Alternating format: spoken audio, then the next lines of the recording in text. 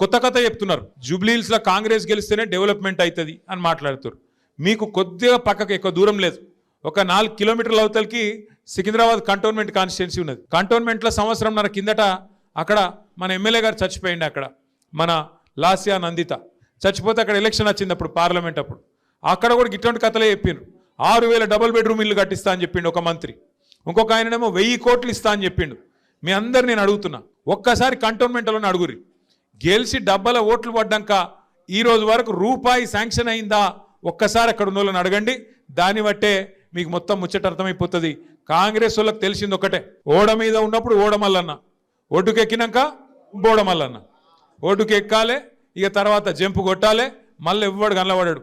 ఒకటి యాది పెట్టుకుని ఇవాళ గల్లి గల్లి తిరుగుతుండు పొన్నం ప్రభాకర్, తుమ్మల నాగేశ్వరరావు, వివేకు, ఇంకొక 2-3 జమైనరు. ఈ ఏ ఒక్కరు కూడా రేపు జూబ్లీహిల్స్ ఎలక్షన్ 15 నవంబర్ తర్వాత ఒక్కరు కూడా కనబడరు. మళ్ళా కనబడేది గిదే శ్రీనివాస్ యాదవ్, గిదే కేటీఆర్, గదే మాగంటి సునీతమ్మ తప్ప ఒక్కరు కూడా మళ్ళీ మీకు కనబడరు. బీఆర్ఎస్ వాళ్ళు తప్ప ఒక్కరు కూడా కనబడరు.